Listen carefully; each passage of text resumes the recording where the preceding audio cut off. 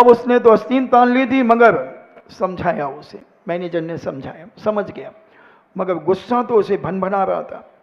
और सर्दी का समय था। अब उसने चाय तो बनाई और उसी समय आग छींक, उसके मुंह से, उसकी नाक से डालडा घी निकला तो वो एक कप में गिर गया, कप में गिर गया। उसने कहा अब मजा आएगा, इसको कह देंगे ये मलाई है। और 4-5 मच्छर पकड़ के दूसरे में डाल दिए उसने और दोनों के सामने रख दी। एक दूसरे की दोनों शकल देखते हो, कहते देखा, डर गए ना साला, मेरे में देखो मलाई डाल दी, वो कहता मेरे में इलायची डाल दी, और दोनों पी गए। सुनो वे होटल में खाने वालों, होटल की जिंदगी में जीने वालों, बाजार के टपरों का खाने वालों, क्या तुम इतने गिरे हुए लोग हो?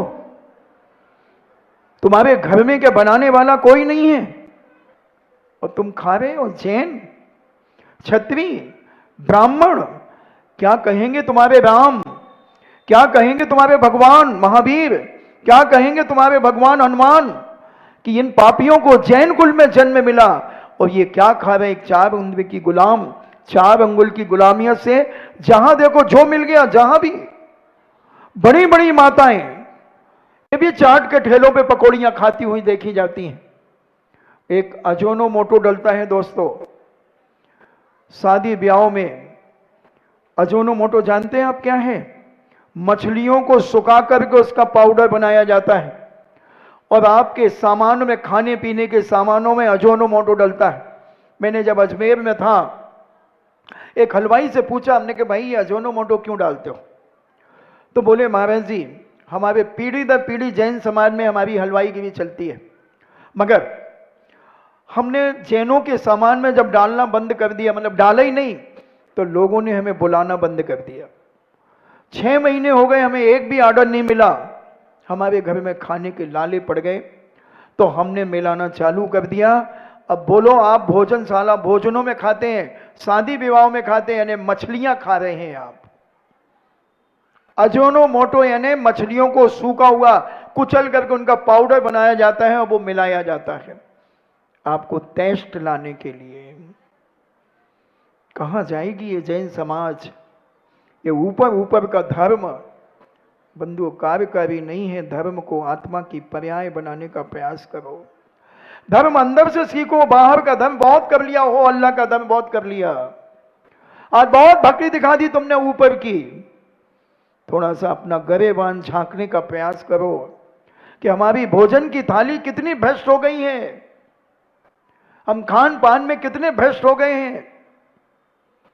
अगर भोजन की थाली भ्रष्ट हो गई बंधुओं, तो कुलाचार भ्रष्ट हो गया, हमारा धर्म भ्रष्ट हो गया, मात्र हम नाम के जैनी बचेंगे।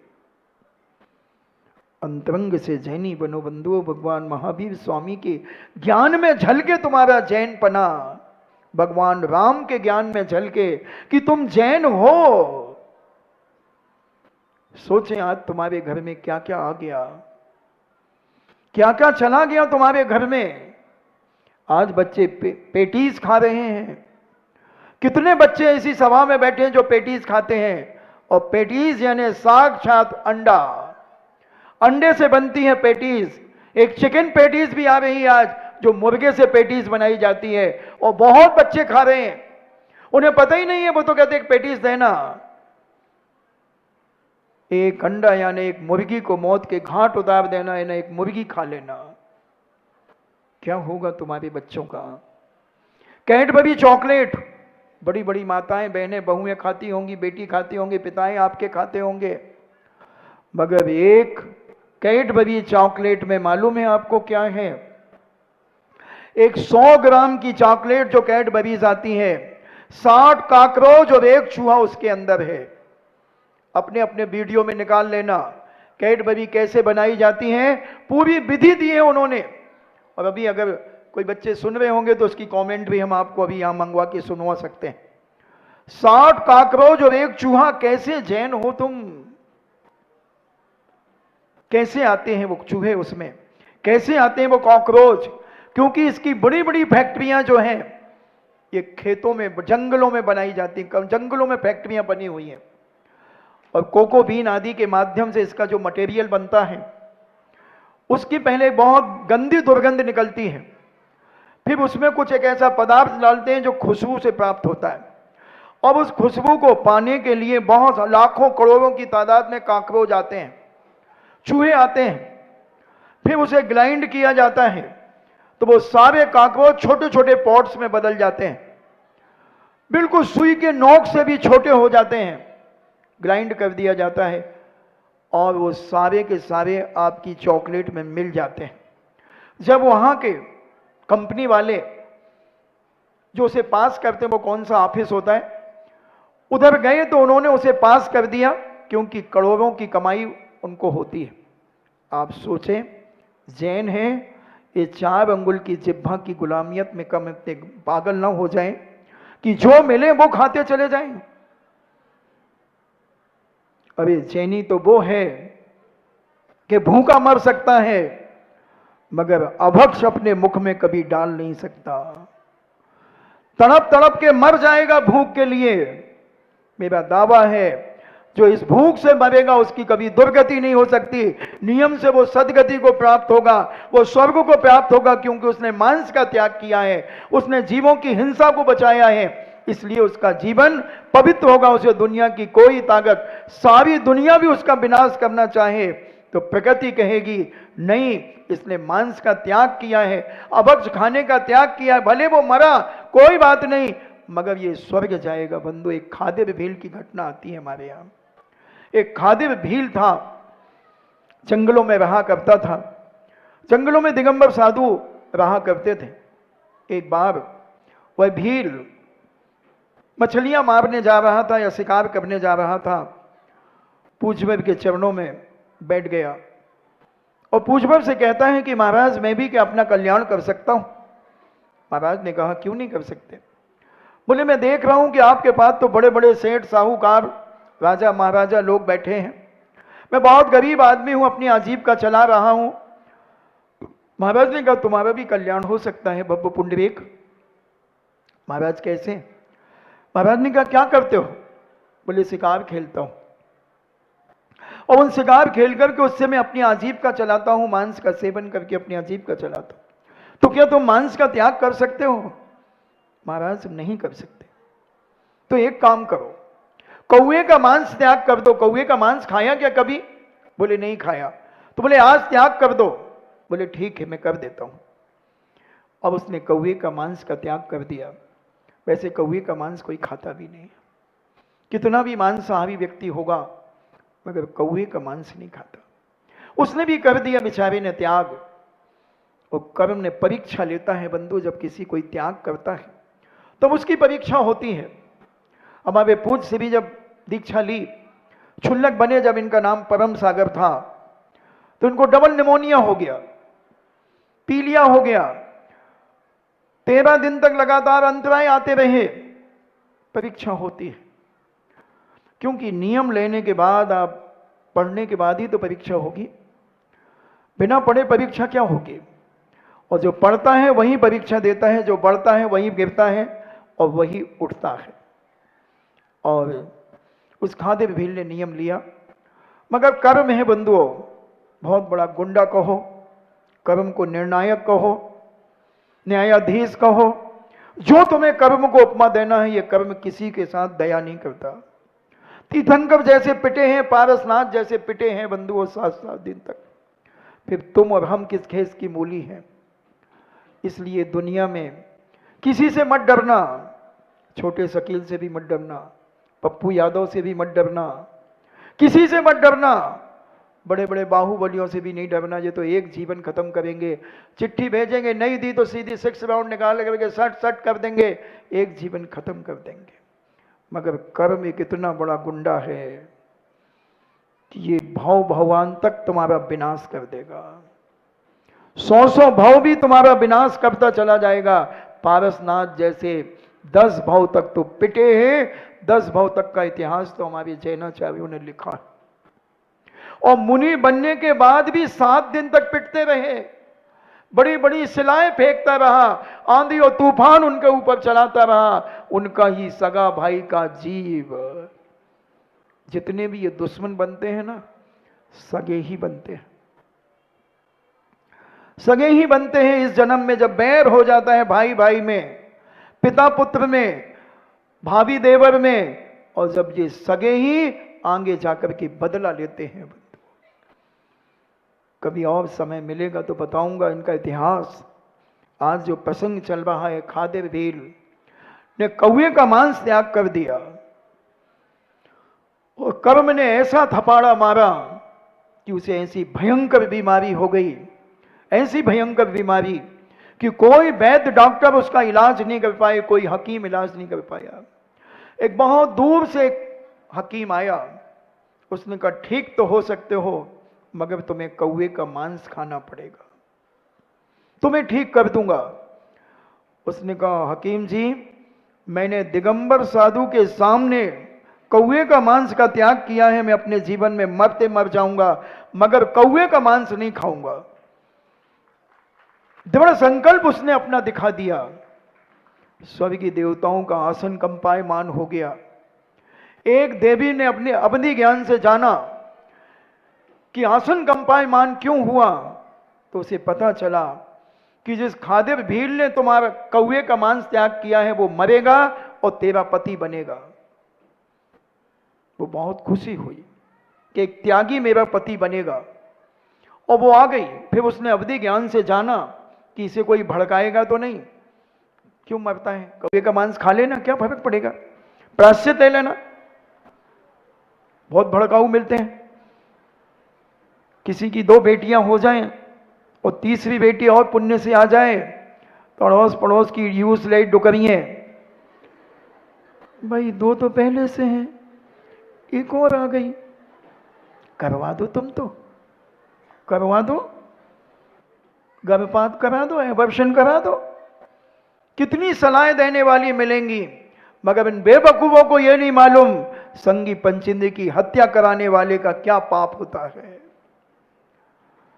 100 भाव तक ये बांझ रहेंगी, तड़प जाएंगी कि कोई एक बार तो मुझे मां कह करके पुकार दे, एक मम्मी कह करके तो पुकार दे। कभी इनके गर्भ धारण नहीं होगा बंधुओं। ये वही है बांझ जिन्होंने दूसरों की बेटियों की हत्या कराई है, सलाह दी है उनको मरवाने की, उनके साथ गई हैं। ये वही पापिन हैं जिन्होंने दूसरों की बेटियों का विनाश किया, खुद का तो किया ही है और दूसरों को भी सलाह दे करके क्या करेंगे, लोग हंसेंगे कि 3-3 बेटियां हो गई, मॉडर्न जमाना है। देखना बंधु, इनके कर्म पुण्य के उदय में हर आदमी इतराता है, जी भर के इतराता है, और जब पाप का उदय आता है तो उसकी कोई आंसू पहुंचने वाला भी नहीं मिलता बंधुओं। उस खादिर भील ने संकल्प कर लिया, उसका साला जब उसे पता चला कि मेरे जीजा ने कौवे का मांस का त्याग कर दिया है और वह नियम नहीं तोड़ रहा है, चलो मैं समझाता हूं। तो वह देवी एक सामान्य स्त्री का रूप बना करके रास्ते में बैठ गई जहां से उसका साला निकलना था, और बहुत फूट फूट करके रोने लगी। उसने पूछा, बहन तुम क्यों रो रही हो? बोले, इसलिए रो रही हूं कि जो खादिर भील है वो मरण करेंगे, वो मेरे पति बनेंगे, मगर मुझे डर है कि तुम जाकर के उनका नियम तोड़वा दोगे और वो मर करके दुर्गति चले जाएंगे, वो मेरे पति नहीं बनेंगे, इसलिए मैं रो रही हूं। तड़प गई, बहुत निवेदन किया। उसने कहा ठीक है, कोशिश करूंगा। और वह आया, उसने समझाया, मगर उसने कहा भाई मरना तो है, और 1-6 महीने जी जाऊंगा, मगर एक नियम को भंग करके जीऊंगा तो मुझसे बड़ा पापी कोई नहीं होगा, क्योंकि मांस तो मैं खाता हूं मगर एक कौवे का मांस ही तो त्याग किया है, मर जाऊंगा। एक लिपस्टिक ही तो त्याग की है, क्या फर्क पड़ता है। असंख्यात अनेक जीवों का ये लिपस्टिक जो हमारी बहनें लगाती है ना, ये बहू बेटियां, ये लिपस्टिक में पशुओं के अंश मिलाए जाते हैं, जानवरों को मार करके इसमें मिलाया जाता है। गर्भवती घोड़ी की पेशाब मिलाई जाती है, सुअर की चर्बी और मछली की चर्बी मिलाई जाती है इस लिपस्टिक के अंदर। और आप कैसे जैन हैं, और मधुमक्खी के मोम से इसकी बत्ती बनती है, उसमें शहद होता है जो आपको मीठी भी लगती होगी। कई बार लिपस्टिक ऐसे चाट लेते हैं ना, तो वो मीठी भी लगती होगी आपको। तो वो मधुमक्खी के शहद का अंश है, और एक बूंद शहद खाने में 7 गांव जलाने का पाप लगता है। ऐसा श्रावकाचार्यों में आया है। मैं बहुत सारी बातें, क्योंकि समय कम है, जिन्हें में एक एक हफ्ते लगता है मुझे इन पॉइंटों पर प्रवचन करने में। मैं बहुत सारे पॉइंट अभी हमारे मनोज जी कह के गए कि बहुत छोटे छोटे से बिंदु देंगे, इसलिए हम दे रहे हैं। नहीं तो हमें, जब आप सोच लें 2 भावनाओं में 6 महीने लग गए, अभी मेरी विनय संपन्नता की भावना चल रही है, अभी 6 महीने से ऊपर हो गए, तो फिर ये कितना समय लगेगा। और उस खादिर भील ने संकल्प नहीं तोड़ा और अपने साले से कहा, मरना तो है, ऊपर वाला ले, एक जान है, ऊपर वाला ले या नीचे वाला, जब मरना ही है तो क्यों नियम तोड़ूं। बहुत समझाया, नहीं माना। तो उसने कहा कि तुम अब स्वर्ग जाओगे यहां से। बोले तुम्हें कैसे मालूम। बोले एक स्वर्गीय देवी रास्ते में तड़प तड़प करके, फूट फूट करके रो रही थी और कह रही थी कि तुम उनका नियम मत तोड़वा देना, वो मेरे पति नहीं बनेंगे अगर नियम तोड़ देंगे तो। उनका नियम पलने देना कि कौवे का मांस वो नहीं खाएंगे। तो अब क्या करना। बोले मैं स्वर्ग जाऊंगा। बोले हाँ, कौवे का मांस तुमने त्याग किया है तो तुम स्वर्ग जाओगे। वो विचार करता है, क्योंकि दिगंबर साधु के ओरा में आ गया था, उनके आभा मंडल में आ गया था। वो सोचता है कि जब एक कौवे के मांस खाने पर मैं स्वर्ग जाऊंगा, तो क्यों ना पूरा मांस का त्याग कर दूं, सारे प्रकार के मांस का त्याग कर दूं। और उसने संपूर्ण मांसों का त्याग कर दिया और कहा बस दाल रोटी खाऊंगा और प्रभु के गुण गाऊंगा। और दाल रोटी खाकर, सब्जी खाकर, जैसे तैसे जो मिला खाया, मगर सभी प्रकार के मांसों का त्याग कर दिया। साला समझा करके चला गया। रास्ते में वो महिला फिर रोती हुई मिली। बोले अब क्यों रो रही हो। बोले अब वो मेरा पति नहीं बनेगा। क्यों नहीं बनेगा। क्योंकि कौवे के मांस के त्याग का वो मेरा पति बनना था, मगर उसने संपूर्ण मांसों का त्याग कर दिया। वो और ऊपर के स्वर्ग में जाएगा, और अच्छा देव बनेगा, इसलिए मैं रो रही हूं। विचार करें, थोड़ी देर और बैठ जाओ, कहां जाना है। घर तो जिंदगी भर जाना, वहीं रहना घर में। और वह जीवन मरण करके वह खादिर भील ऊपर के स्वर्गों में चला गया। बंधु, एक भील नीच जाति का व्यक्ति, एक छोटी जाति का व्यक्ति जब मांस का त्याग कर सकता है, तो हम उच्च कुलीन घरों में रह करके, उच्च घरानों में रह करके, क्या हम अपनी कुलाचार को भ्रष्ट कर दें। क्या हम अपने सौंदर्यता को दिखाने के लिए हम इतने जीवों को मार करके, भेल मछली को मारकर उससे बनी हुई लिपस्टिक हम लगाएं। थोड़ा सा विचार करें मेरी प्यारी बहनों। जब एक सजना मिल गया, फिर क्यों सजना। जब एक सजना मिल गया तो किसके लिए सजना। थोड़ा समझने का प्रयास करें। जब एक कौवे का मांस त्याग करने वाला देव की पर्याय जा सकता है, तो तुम तो जैनी हो, जिनेंद्र के कुल में तुम्हारा जन्म हुआ है, और तुम जान जान करके मांस खा रहे हो, तो तुम्हारा क्या होगा। तुम्हारा क्या होगा। और जब तुम्हारा कुछ हो जाएगा तो मैं बताऊंगा, तुम्हारी चोटी पकड़ करके नचाऊंगा। अभी नहीं, मैं स्वर्ग से आकर के नचाऊंगा।